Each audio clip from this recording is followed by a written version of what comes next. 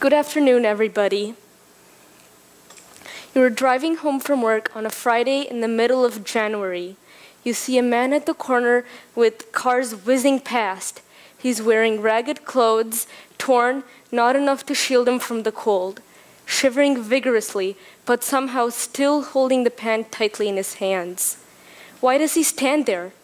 Maybe he won't survive the night. Maybe he would get frostbitten. What brought him to that situation? Maybe he was in a job until he got in an accident. Maybe his childhood was too harsh. He might have lost his cognitive abilities. Would you feel for his situation and what he's going through? Would you feel for his pain and suffering? That feeling, known as empathy, can lead to kindness and harmony in the entire world. You can say hi, say a couple of words, give him a meal, or give him a blanket.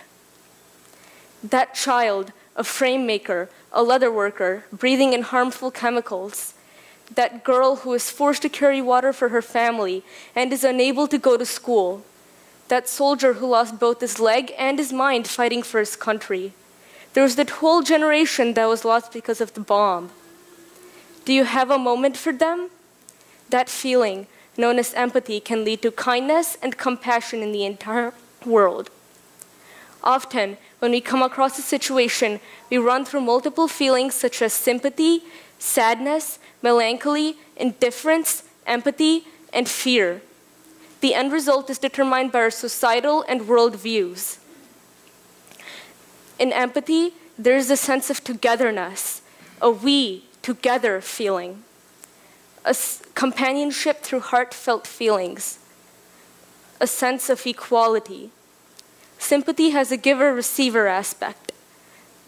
There is a sense of superiority, possibly a subtle sense of superior, inferior. So it is believed that a good deed out of empathy is more noble than a deed out of sympathy. Now I would like to share with you a story of 3 boys in Chennai. Some time ago, my mom was talking about the bravery of 3 kids. I got fascinated about it and read the NDTV article. On November 30th, 2015, Chennai was severely flooded and 266 millimeters of rain fell in 24 hours. Flights and trains were canceled. The road was full with rainwater. Many civilians lost their homes, lost their lives and their livelihood. They climbed to the top of tall buildings to save themselves. Police, army, and civilians worked to rescue others. Ashok, Arumugam, and Arjun are between ages 8 to 14. They look small and lean for their age. They lived on the pavement. Their homes were washed away in the flood. That did not stop them from saving more than 200 people.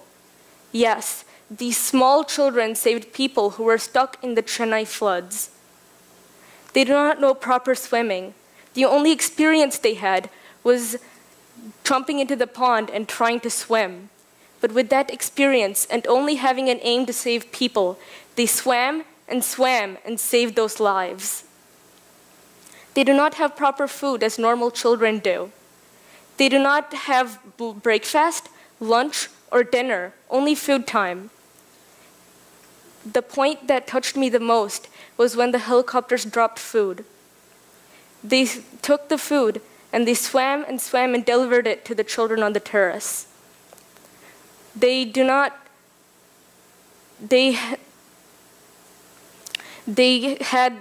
had no idea of why they had no feelings or anything of why they were doing it. They just delivered the food.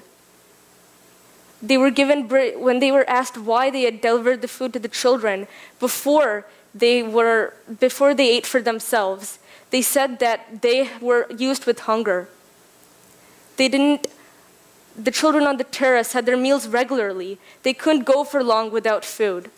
That was why they had delivered the food first. They were given bravery awards, but they had no idea why they had been given. The reporters urged them to talk about their experience, but they had nothing to say. They just looked at each other and passed the mic back.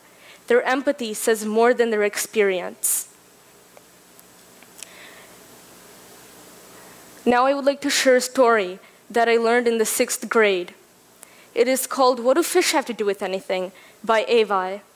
In the story, a little boy called Willie has long conversations with his mother about a man on the corner.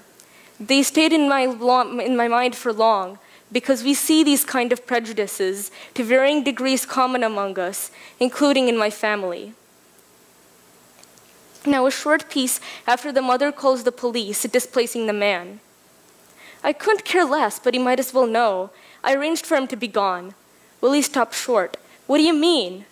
I called the police. We don't need a nuisance like that around here, pestering kids. He wasn't pestering me. Of course he was. How do you know? Willie, I have eyes. I can see. Willie glared at his mother. No, you can't. You're a fish. You live in a cave.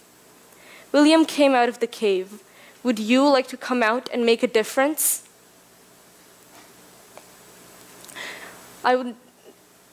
It is possible to raise empathy in children. Learn a new language from a friend or a colleague.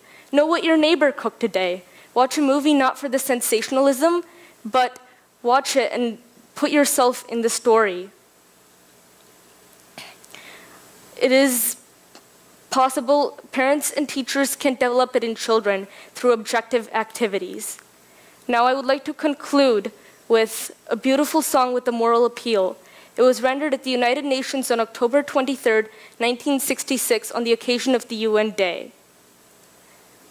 Maitrim bhajata akila hrijetrim, Maitrim bhajata akila hrijetrim, Atmavadeva paranapi pashyata, Atmavadeva paranapi pashyata, Yuddham tyajata, spardham tyajata, Yuddham tyajata, spardham tyajata, tyajata pareshma kramama kramanam, tyajata pareshma kramama kramanam, Maitrim bhajata akila hrijetrim, Maitrim bhajata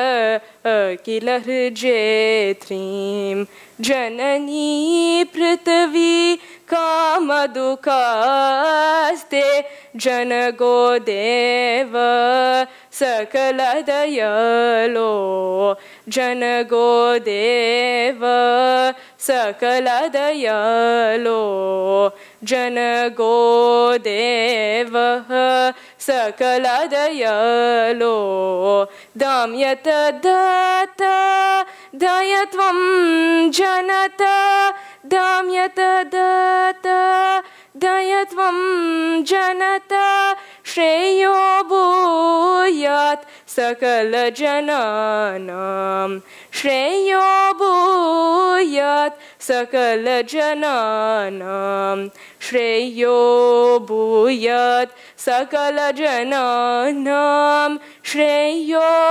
bhuyat sakala jananam, Shreyo bhuyat sakala jananam. A beautiful song with a moral appeal talks about empathy and harmony. It means look upon others as you are them. Thank you.